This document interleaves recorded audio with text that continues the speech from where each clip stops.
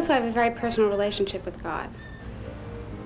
I think I experience God as sort of my faith in life and in people, and also as a special spiritual force in the world. Push you really far. Whoa! A child like ours, who can't be cured and who is so helpless, really flies in the face of everything people want to believe, and we wanted to believe before this happened to us, about what the world is supposed to be. What a kid. Was that fun? Mom, come on. Was that fun? I think God is inspiration. God is both without and within. And suffering in life is a part of life. Death is a part of life. Where are Mommy and Adam? Where are Mommy and Adam? Is that where they are? There will always be death, dying, and suffering. It's our role in life to make that suffering lighter, less painful. And I think God is the inspiration for that. There is some tremendous experience available to all of us that goes beyond ourselves. That's we see by looking into ourselves, but which is really external to us, and that's what I call God.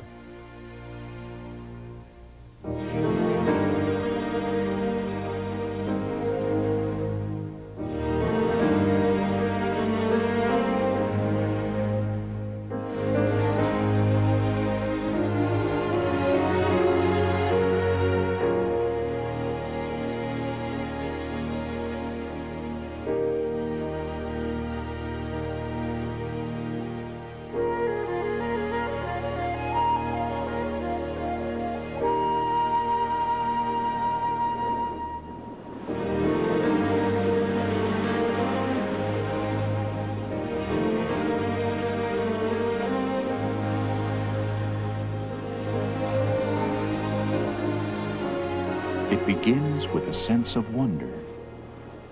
The words of philosopher Abraham Joshua Heschel. What is the meaning of everything? What is the meaning of our society? What is the meaning of our world? God is the meaning, beyond absurdity. For the Jewish people, God is experienced in affirmation, beginning when life itself begins. This is the circumcision ceremony, as commanded in the Bible. In the words of Genesis, it shall be a token of a covenant between me and you.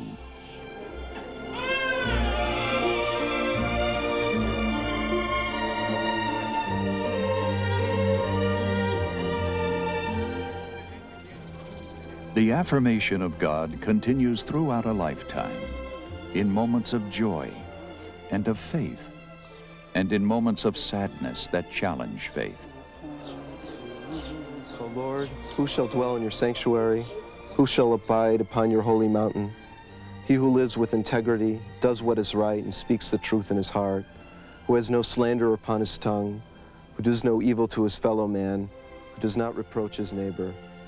In his eyes, a vile person is despised, In death, but he honors those Jews who experience God He does by not praising despise God. the innocent. Whoever does these things shall stand firm forever.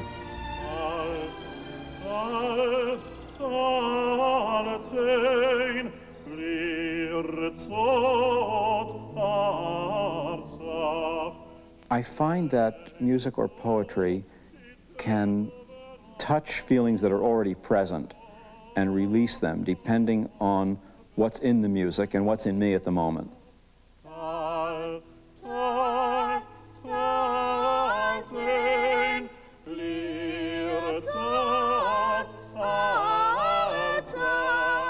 I experience some spiritual entity that I feel is in the universe, that I'm part of, that I share, but that I'm not conscious of all the time, that needs to be, in order for me to share it, I need to be unlocked. I can be unlocked by experiences of song, poetry, beauty, Jewish ritual, any one of a number of things.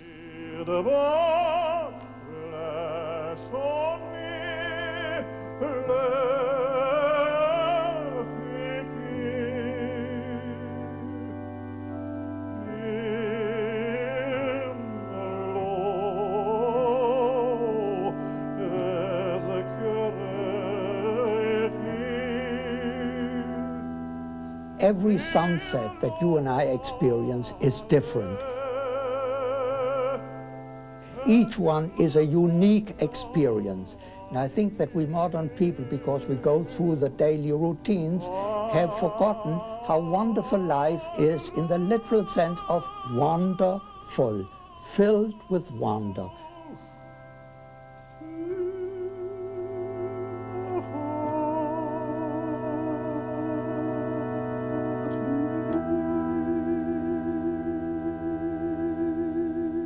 There are no two human beings who have exactly the same face. Very few people give thought to that. There are no two experiences which are exactly the same. God is experienced in beauty and holiness and in doubt. David Brenner carries his 5-year-old daughter, Abby, through the garden of Abby's home. The home is really an institution, the Richmond Children's Center. Abby has lived there since she was 2 because she's had too many problems since birth to remain with her parents, her twin sister, and her older brother. You want to play without this, well, We've tried to tell the kids what we felt, as much as we felt that they could or could absorb. Originally, we told them that she was just very, very sick and could never really get better. As they got older and then they began to get sick, then we had to explain to them that there's a different kind of sick, and we introduced the concept of being handicapped.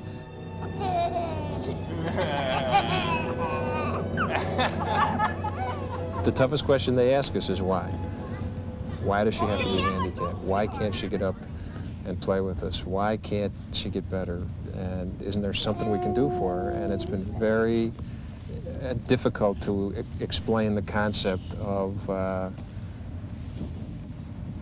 the fact that just bad things happen sometimes. And because ultimately that's what's happened. Just a bad thing has happened, there's nothing we can do about it. Oh, I think I spent, maybe about 4 years cursing God. I mean, I was in a rage. I was in such incredible ongoing pain. I didn't even know how to begin to deal with it. Whether or not you believe in God or you don't believe in God, that doesn't change, to me, the existence of God. That doesn't topple God or threaten God. And what I would say to the person who says, well, if my friend suffers, if my loved one endures cruelty and adversity and horrible illness, then where is God? Then I say, then if that's all right, then you try to bring some healing. If you think the world is bereft of healing, if there are too many wars, if there's too much anguish, don't pin it all on God. You act as if there is a God. You act in God's place if you want to. One of the ways Jews try to help God is to try to make the world better. The concept is basic to Judaism, one of the many ways of experiencing God. It's called in Hebrew, tikkun olam, mending the world. Judaism is a prophetic religion, a religion that takes very seriously the teachings of the prophets of Israel, to plead for the homeless, to defend the widow, to take care of the poor and the sick, which is to say, to reach out into the community, to do what we can to serve the community. That, too, is part of God's work.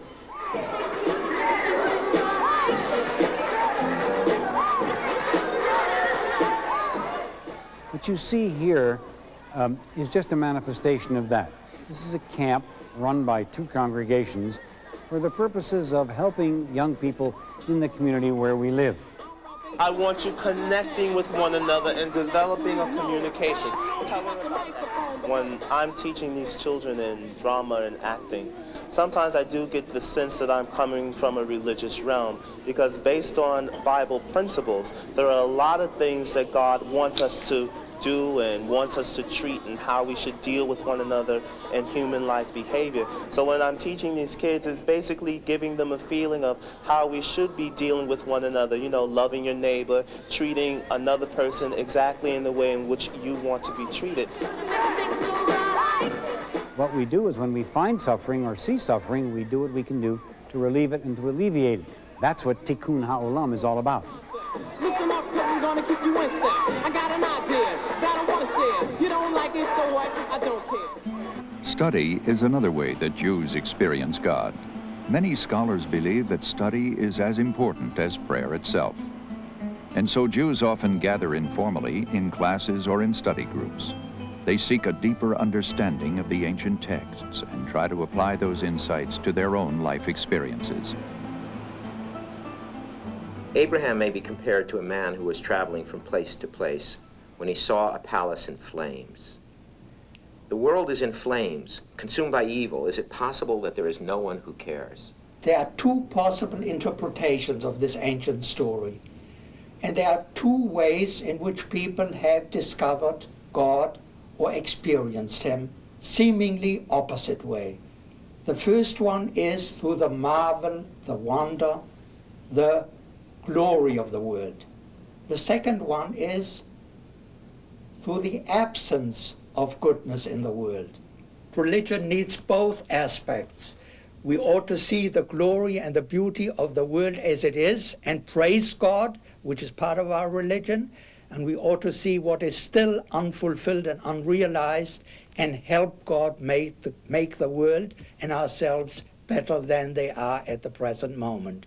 I think I experienced this dichotomy of God in my work because, as you know, I am a lawyer who helps people adopt children. And in an adoption, you know, as Abraham saw the wonder of God, we see, you know, wondrous, miraculous sides of it. And an infertile couple is able to have a child. But there are very sad elements as well. There's a natural parent giving up a child and being heartbroken over that. These are both sides of life, and I think both sides of God. It strikes me that a portion of this passage captures the critical question that I suppose all of us must ask ourselves when things go wrong, which is it possible that there is no one who cares for the palace? In my life, I have had great tragedy, and in that tragedy, I think you could very possibly run the risk of saying there is no God, though, because of great tragedy. There is no one running the show. You know, how do you answer that? I think the only answer for the believing Jew here is the word faith.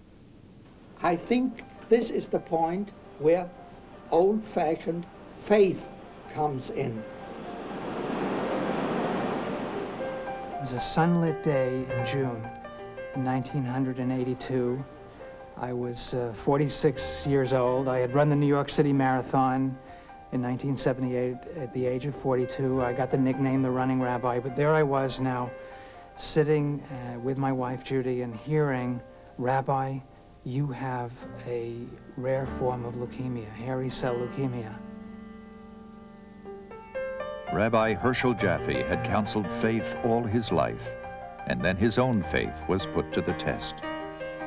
Rabbi Harold Kushner faced a similar challenge. Our son Aaron was born in November of 1963. In fact, his bris was the day after President Kennedy was assassinated.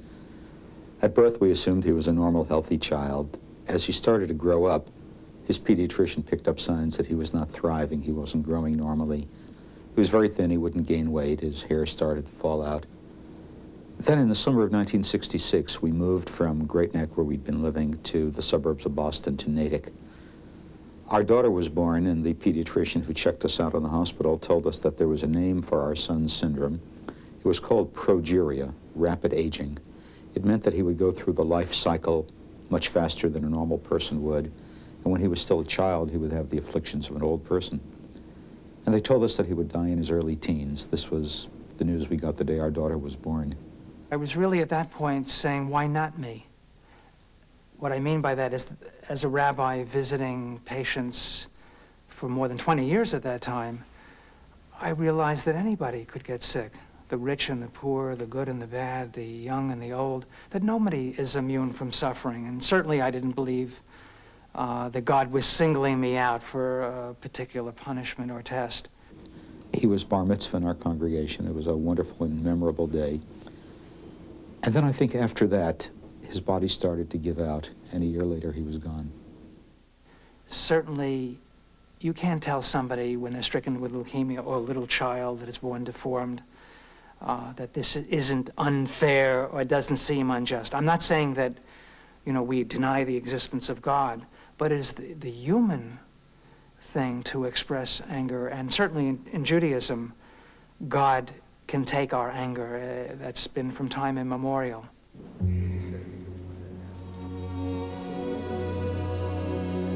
Conservative Rabbi Ray Shindlin experiences God in ritual.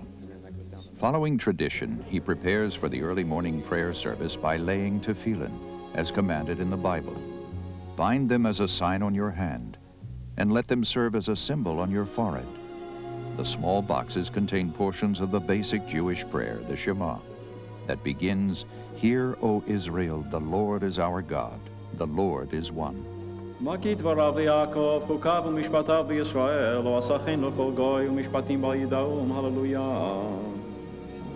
find elements of the Jewish tradition provide me easy access to religious feelings and to God. For example, I like to read the Torah in synagogue. You can relive the act of divine revelation. You can associate yourself with something that happened in the past. And you can identify with something eternal.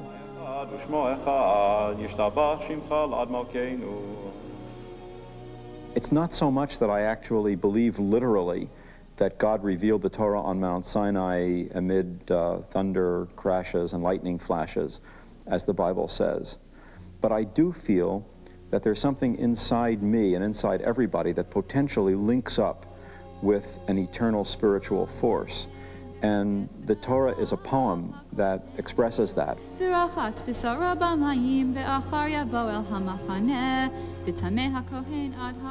In the Orthodox observance, only men read from the Torah. In recent years, the Reform and Conservative movements have modified that tradition to include greater participation by women. I think to be human means to be under a commandment, to realize whether we live up to our possibilities and potentialities or not, that we can't just live and do as animals live, eat, procreate and die, but that we are looking for a meaning in life, and that this meaning can only be achieved if we do something that will help our fellow men, that will make the world a better place, that will live up to our responsibilities.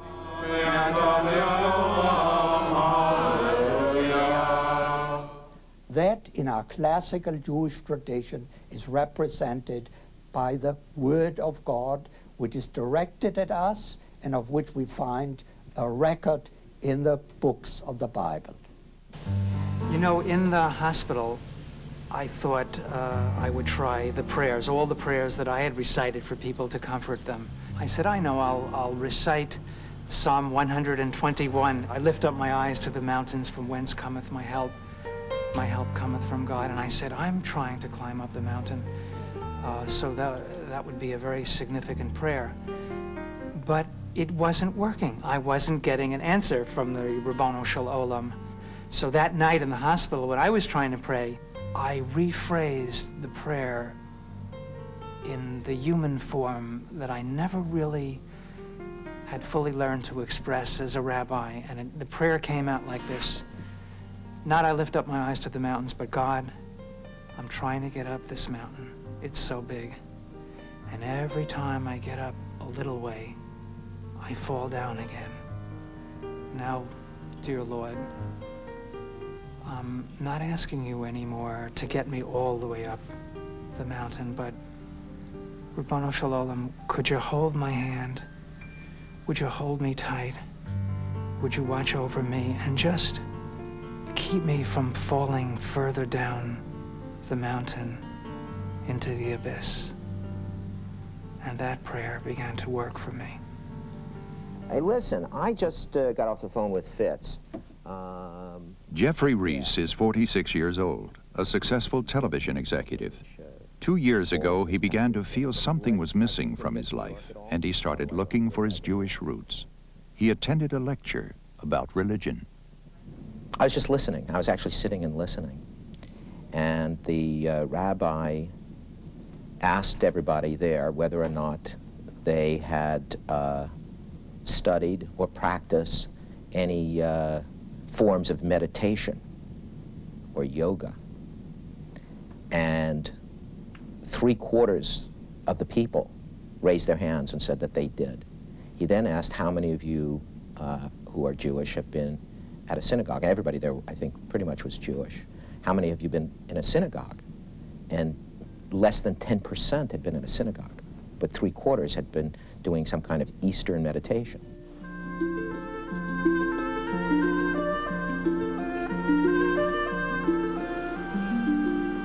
We people try to use our intellect to define our experiences as best we can, but look at the smaller things that we see in life that we can't define using our rational faculties. Try to define a melody, not even the experience of liking the melody, just try to define what a melody is using words in a way that will convey the idea to someone. No, I like the formulation that God is experienced first intuitively, experientially, and then we can try to apply our intellects to explain this experience in one way or another, knowing that we will fall short. There's the amazing sliding Adam. There are moments when I'm, say, at the beach looking at my kids frolicking in the surf and sand, that I think, that I do feel full of wonder and awe. That I cannot believe that God has sent me 2 children, and that I'm experiencing a wonderful moment like that with them. I mean, this stems from the fact that it was very hard for us to have children. My sons are adopted, and you know, from something that was so painful, something very beautiful came. You know, there are moments that I step back, or in my daily life, that I am filled with wonder, and I am thankful to God. I'm thankful to God every morning when I wake up and next to my husband. You know, I feel as though he's a gift from God, and that I was lucky enough to choose him. A good friend of mine says about my husband and I, we were born to be boring yuppies, and some terrible things happened, some tragic things happened that made us, you know, these very fully feeling, you know, kind of people who reach out to others. I buy that to a certain extent. I mean, suffering is a part of life that, through which we are sobered, through which we are challenged. I can't accept a God who could plan the Holocaust or plan a child suffering. I mean, I lost a child, a baby of mine died at 10 months, and I didn't look up in the heavens and say, God, why did you do this to me? I did ask, why did this happen? Why did this happen? How could this have happened? It was a shattering experience. The notion and the concept that we can cry out at God is one that is, of course, very, very Jewish from the time when Abraham challenged God. Hashofet kol haaretz lo yaseh mishpat, will the judge of all the earth not do justice? That is, I think, the wonderful thing in Judaism. Our God is not a fragile God. Our God is not a God that can be toppled. Our God is one that accepts the human cry and maybe cries with us. The news about Aaron's illness was very hard to take. What made it even harder was that to try and make sense of it, I would say the same things to myself that I had been saying to members of the congregation when they had a tragedy. And all those years I thought I was helping them. All those years I thought that my words, traditional words of comfort, what I'd learned at seminary, what I'd picked up from my own reading, I thought these were words which made people feel better. Tried them on myself, and they didn't work. They did not make me feel better. I was hurt, I was angry, I I just felt this was rotten and unfair, and nothing made sense of it. If this was what God could do to an innocent child, the son of the most religious family in town, well, this was just not the way the world was supposed to work. Now, it seems to me that we have to make a very simple but difficult choice. We can say we don't understand the suffering, but despite all of that, we cannot deny the marvel, the meaning, the potential, and the gloriousness of life and existence. And therefore, we have to accept the fact that we don't understand God and have to accept the world as it is. I assumed that I had a bargain with God. I would do all the right things. I would be honest, fair, generous, charitable, religiously observant. More than that, I would spend my entire life trying to make other Jews more observant. And as a payoff, God would make everything work out right for me. And until we found out about Aaron's sickness, that's just what had happened. I was bright, healthy, had a good job, happily married, and I thought that God was keeping his part of the bargain as reliably as I was. And then when we heard about the progeria, it just turned everything upside down. It's irrational, but I think I experienced that very much, both when I was infertile and when I lost a child. My first reaction was, this happened to me because I was a bad person in some way, and I'm being punished. And of course, I realize it's not, on a rational level, I realize that's not true. This is a part of life, and I don't believe God is sitting there punishing people for being bad and rewarding them for being good. How it is that we go along in life and we never thank God for the good, and suddenly something terrible happens, and in a very childish way, we say, oh, there is no God. And I think that's wrong. Okay, let me hold you back. There you go. Look pretty. Yes! Very good. I feel like at this point in my life, I feel like after a lot of depression, a lot of pain, a lot of rage, years later, I've come to where I feel like, God is just a part of our everyday life. And I feel like he's with us. I feel like, we've survived and we've made it. And it's nice to go to temple and that the kids are in Sunday school, but it's a lot more than that. It's every day feeling like we're doing the right thing, for each other and for the whole family, and for Abby, for all of us. Have a kiss? Oh, that was delicious. Experiencing God. In the Jewish religion, there is doubt and there is challenge. There is reason, and a faith that is beyond reason. And for the Jews, there is something else. It is called Shabbat, the Sabbath. Every religion sanctifies space, a place of worship. The Jewish religion also sanctifies time, the Sabbath. Baruch Shulam observes the Sabbath in Jerusalem, where he lives with his wife and 5 children. He was born in California. His background was secular. Today, he is an Orthodox Jew.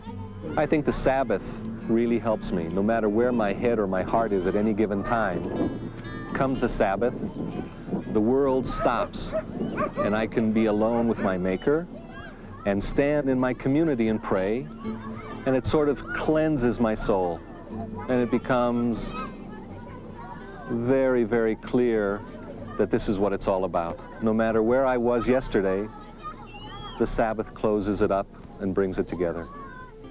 Sam and Edna Rosen observe Shabbat in their home every week, together with their 2 daughters.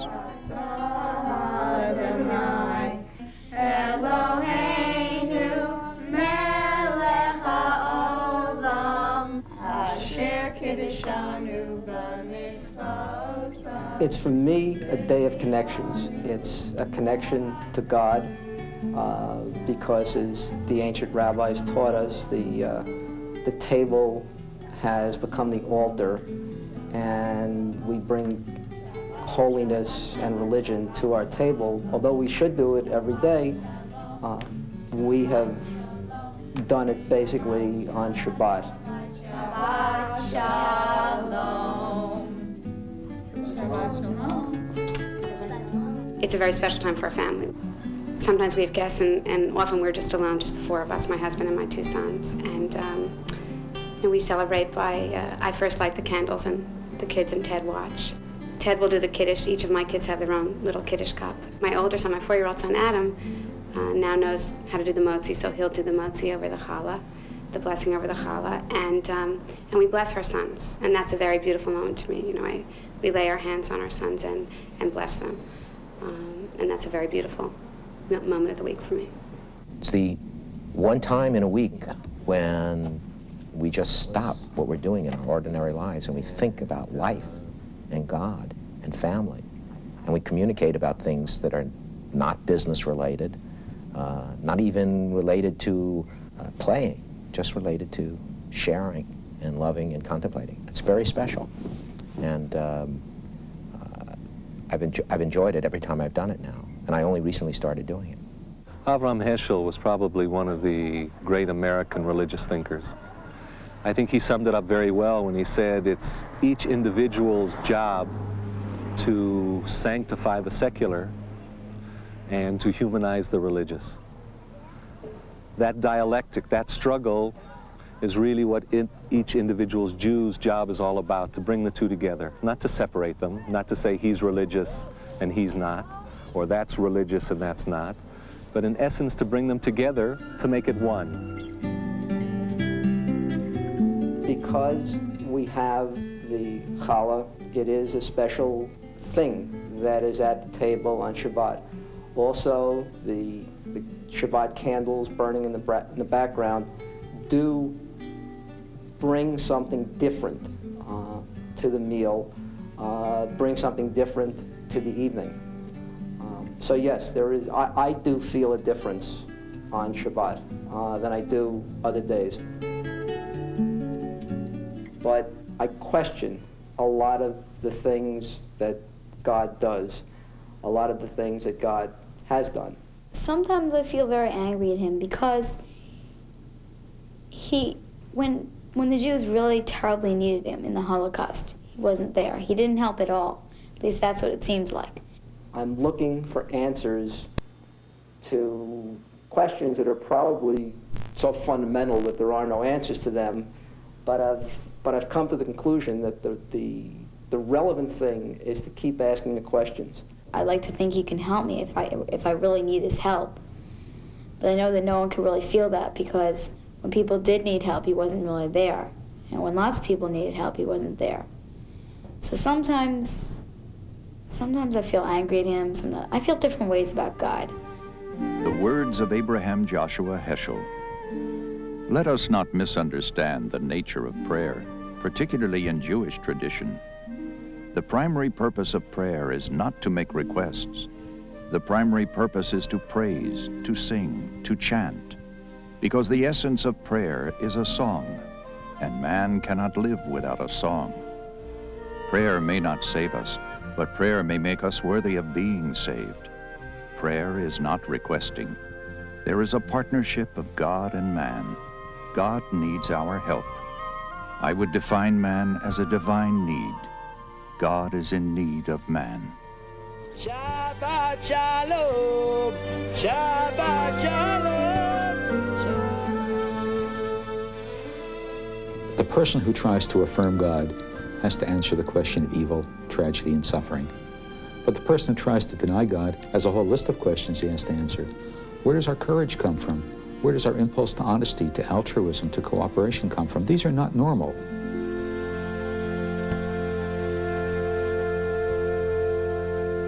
I believe there is an impulse that does not come from within ourselves that pushes us toward decency, that tries to tell us this is the way a human being should be living. Baruch Hu et Adonai HaMavorach. Baruch Adonai HaMavorach Le'olam Va'ed. Baruch Adonai HaMavorach Le'olam Va'ed. Now I understand full well that this is really the deepest meaning of Judaism, that all the knowledge and all the rituals must lead to a connection that we make with human beings to present God's face to the world. Beautifully done. You're going to keep up the good work for the next few weeks, and it's going to be a glorious day. Boy, is your grandfather going to be proud of you.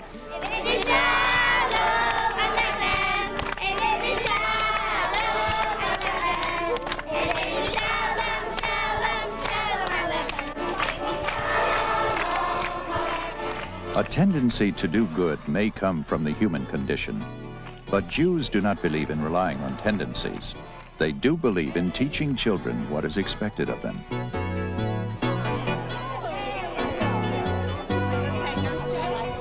Hi! What's your name?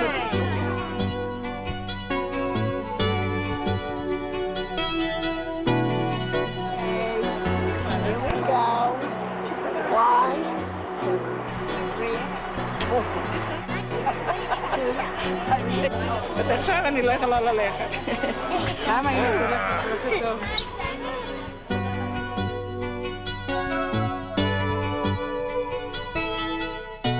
I know that you all learned the story of how God created the world.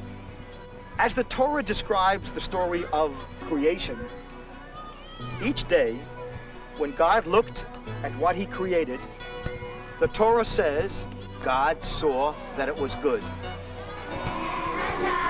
Towards the end of the 6 days, when God created Adam and Eve, the Torah says, God saw, and behold, it was very good. The rabbis, however, said, while the world was very good, it was not quite perfect. Therefore, God made men and women, children, boys and girls. He made human beings, and our job is to become God's partners to build a better world.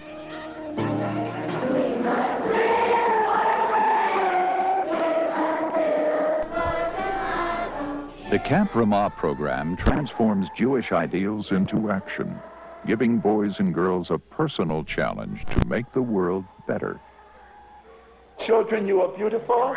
I want to thank all of you for participating. And what we're doing today is also part of the mitzvah of Kulanu Tikkun Olam. In the middle of an oasis, all of a sudden you find something that's going on that's helping the Jewish cause so wonderful, and it's great to see it. And I'm sure that the children, as much as we appreciate what we're seeing, I think we're leaving an impression on them, and they will appreciate us being here. I felt especially interested in if our guests remembered how they were at our age. Because, I mean, I'm a child and we're children, but one day we'll be their age, so knowing that, I want to make them feel as welcome as possible. I feel that we're doing a very big commandment, and I think God is very happy, and He's watching us right now, and we're going to remember this day for the rest of our lives. A lot of places, I'm sorry to say, older people aren't that cared for. So I think it's really a great thing we're doing. It's a big mitzvah if we allow them to come here. You come here and you see it, then it sort of gives up a lift to say, yeah, there's still hope there. And at the end of every service, the last prayer is Aleinu L'Shabeach. In the second paragraph of Aleinu, we say these words, Al Kain Nekaveh Lecha.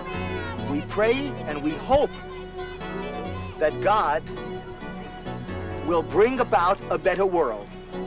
And the words are, L'Takein Olam B'Malchut Shaddai. To perfect the world, I hope that after all the lessons we have learned this week, you will be able to make a small contribution, and each of you will be able to do something to build a better world. I'd like you to think about that. I feel that if everybody acted towards people, particularly old people, the way we did today, and if we showed them around the camp and everything, I feel that if more people did this, then the world would really be better.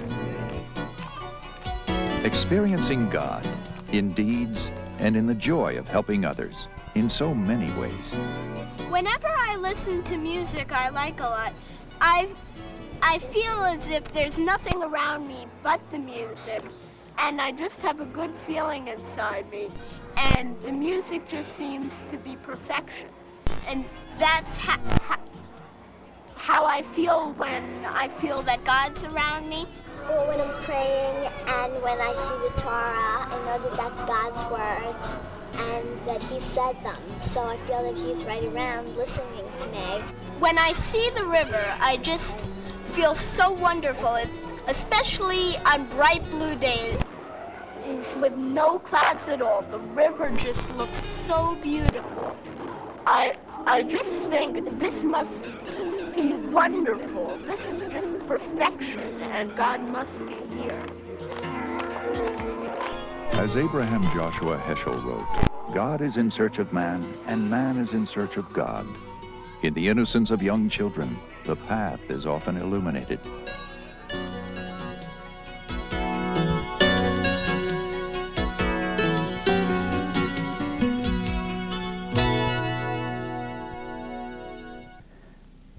To me, it makes most sense to say that God is something that we experience. We can then try, if we want, to use our intellects to define it, but know in advance that we probably won't get any farther than we did with trying to define a melody. If I may use a rather poetic image, we are like a tree planted in the soil. A tree is independent at the branches and different from every other tree. But it is something planted in the earth. And we might say that God is the ground of our being. And the pun is intended. It's both the reason and the earth, the ground, in which all reality is planted and which makes us all paths of one greater thing. If God is experienced intuitively, art is often an expression of that intuition. For Moshe Gershuni, God is experienced in love, in conflict, in anger, and expressed in his paintings. This work was inspired by a drawing found on a 17th century synagogue in Budapest. The original sketch included the words of the priestly blessing that praised God. Gershuni, painting after the Holocaust, inserted a line from the Psalms to add irony to the drawing. How manifold are thy works, O Lord, all of them wisely done. When I use this kind of text, of Hebrew text today, I say that maybe it is, not maybe, this is the culmination of hundreds or thousands years of thinking about God, yes? What the relations is between us and Him, and you can't paint if you are not religious,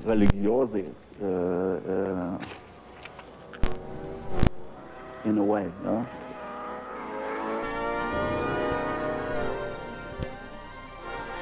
I always use what I think it is Elsa Lasker Schiller, the poet.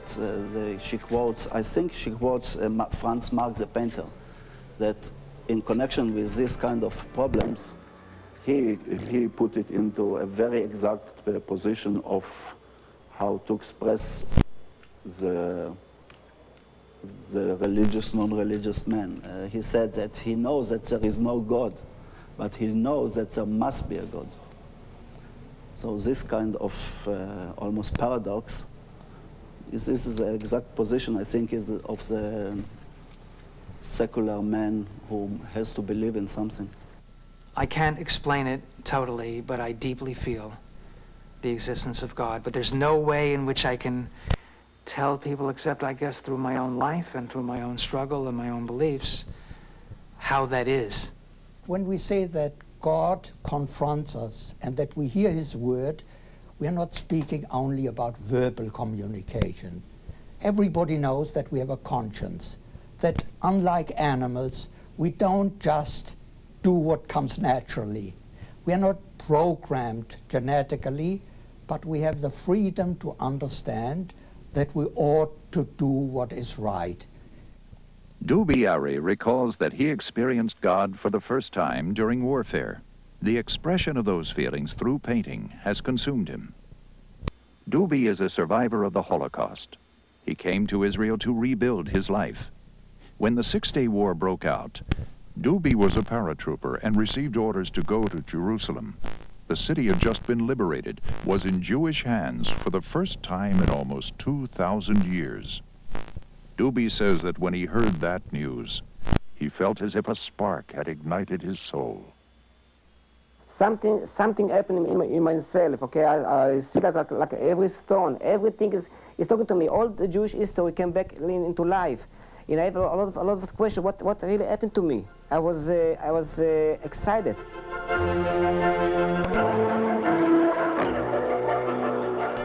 For 20 years, Duby has struggled to give expression to that moment of inspiration, his insight that a force on high guides Jewish history. Duby feels that it is his mission to portray that history. For 13 years, he planned a monumental mural that would convey the 4,000 years of the Jewish experience. For the last 7 years, Duby has been painting that story. In the coming years, I tried to find those answers. In the beginning, I put it into sketches. I started to read. I was going logically, deeply into studies. Studies of the Jewish history, in the Bible, Torah, Hasidut, and Kabbalah. In more and more, I find I was close to understand what really happened to me in those few seconds. Hundreds of characters fill a panorama of color, form,